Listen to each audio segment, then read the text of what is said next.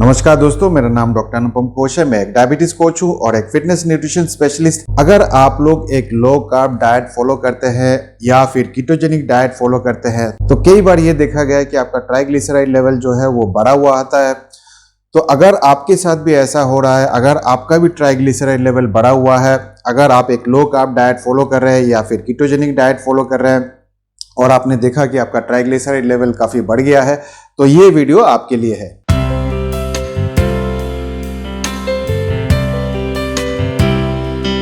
नमस्कार दोस्तों, मेरा नाम डॉक्टर अनुपम घोष है। मैं एक डायबिटीज कोच हूँ और एक फिटनेस न्यूट्रिशन स्पेशलिस्ट। अभी मेरे काफ़ी पेशेंट का मेरे पास फ़ोन आया है और वो कहते हैं कि उनका ट्राइग्लिसराइड लेवल बढ़ गया है।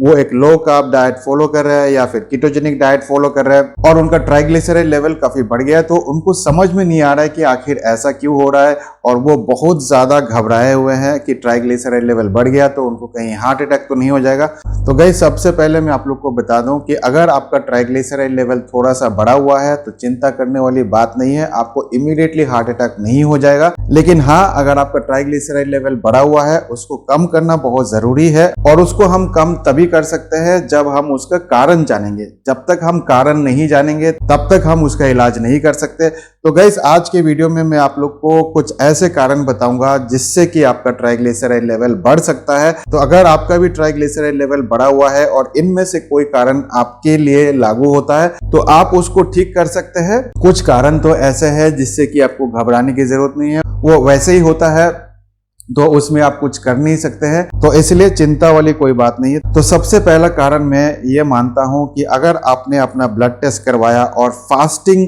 सिर्फ 7 या 8 घंटे ही रखा तो उस कंडीशन में आपका ट्राइग्लिसराइड लेवल बढ़ा हुआ आ सकता है।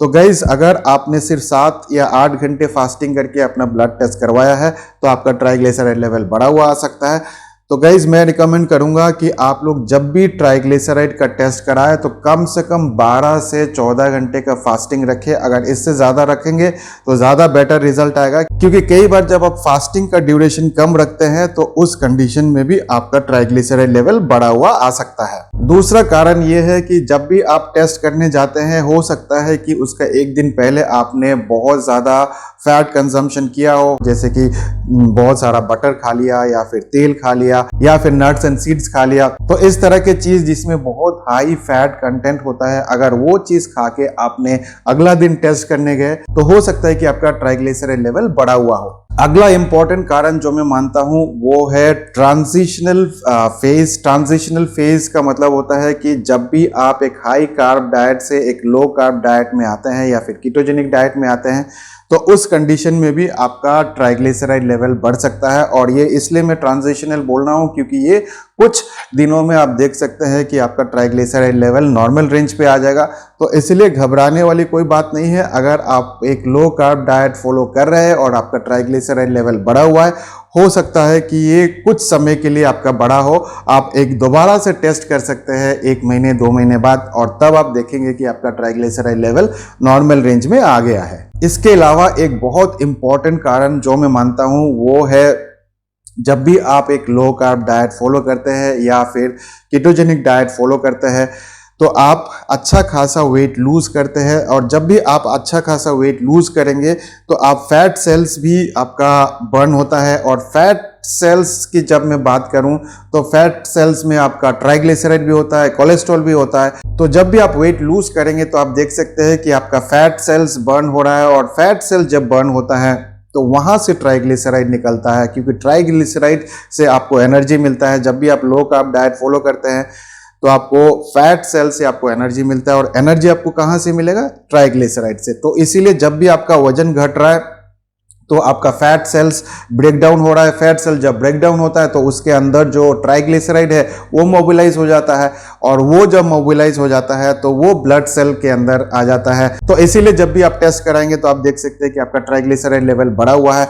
तो अगर आप एक लो कार्ब डाइट या कीटोजेनिक डाइट फॉलो कर रहे हैं और आपका काफी वजन कम हो गया है तो इसी कारण की वजह से आपका ट्राइग्लिसराइड लेवल बढ़ता है। इसके अलावा अगर आपको हाइपोथायरॉयडिज्म है, अगर आपको थायराइड का प्रॉब्लम है तो उस कंडीशन में भी आपका ट्राइग्लिसराइड लेवल बढ़ सकता है, क्योंकि जब भी आपको हाइपोथायरॉयडिज्म होगा तो आपका मेटाबॉलिज्म काफ़ी स्लो हो जाता है, और जब भी मेटाबॉलिज्म स्लो होगा आपका, तो उस समय जो है आपका ब्लड ट्राइग्लिसराइड जो है वो काफ़ी बढ़ा हुआ रहेगा। तो इसीलिए अगर आपको हाइपोथायरॉयडिज्म है तो फिर उस कंडीशन में आपका ट्राइग्लिसराइड लेवल बढ़ा हुआ हो सकता है। तो उस कंडीशन में आपको सबसे पहले थायराइड का इलाज कराना चाहिए। अगर आप कोई दवाई नहीं ले रहे तो आपको दवाई लेना शुरू करना चाहिए थायराइड का। इसके अलावा अगर आपको गॉल ब्लैडर का इशू है तो गॉल ब्लैडर के कारण भी आपको दिक्कत हो सकती है। जब भी आपको गॉल ब्लैडर का कोई प्रॉब्लम होता है तो हो सकता है कि आपका बाइल प्रोडक्शन जो है वो काफ़ी कम हो गया हो, और जब भी बाइल प्रोडक्शन कम होता है तो उस कंडीशन में भी आपका ट्राइग्लिसराइड लेवल बढ़ सकता है। अगर आप एक लो कार्ब डाइट फॉलो कर रहे हैं और 2-3 दिन से आपने हाई कार्ब डाइट ले लिया और उसके बाद आपने टेस्ट कराया, तो उस कंडीशन में भी आपका ट्राइग्लिसराइड लेवल बढ़ा हुआ हो सकता है। अगर आपने 2 दिन पहले कोई पार्टी मनाया, पार्टी में दारू पी लिया, कुछ इस तरह से किया और उसके बाद आपने टेस्ट कराया, तो उस समय भी आपका ट्राइग्लिसराइड लेवल बढ़ा हुआ आ सकता है। अगर आपने टेस्ट करने के पहले बहुत ज़्यादा कॉफ़ी पी लिया, अगर आप कॉफ़ी पीते हैं तो उस कंडीशन में भी देखा गया है कि काफ़ी लोगों का ट्राइग्लिसराइड लेवल बढ़ जाता है। तो ये गाइस बहुत सारे कारण हैं जिसके कारण ट्राइग्लिसराइड लेवल बढ़ा हुआ होता है काफ़ी लोगों का, जो लोग लो कार्ब डाइट फॉलो करते हैं। लेकिन कोई चिंता करने वाली बात नहीं है। अगर इनमें से कोई कारण की वजह से आपका ट्राइग्लिसराइड लेवल बढ़ा हुआ है तो आप उसको ठीक कर सकते हैं। अगर आपने 7 या 8 घंटे में ही टेस्ट करवाया तो अगली बार आप जब टेस्ट कराएंगे तो कम से कम 14 घंटे का फास्ट करके आप टेस्ट कर सकते हैं।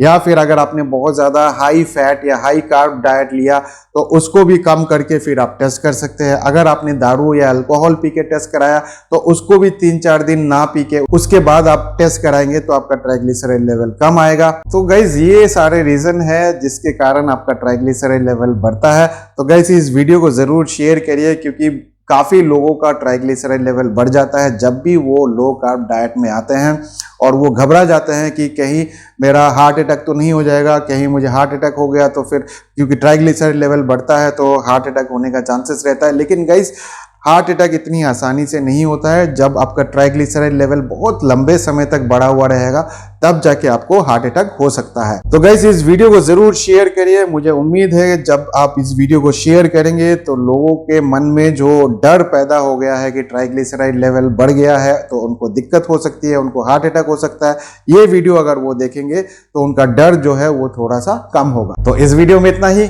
मैं मिलूंगा आप लोगों से एक नए वीडियो के साथ। तब तक स्वस्थ रहे, मस्त रहे। इस वीडियो को देखने के लिए आप सबका बहुत बहुत धन्यवाद।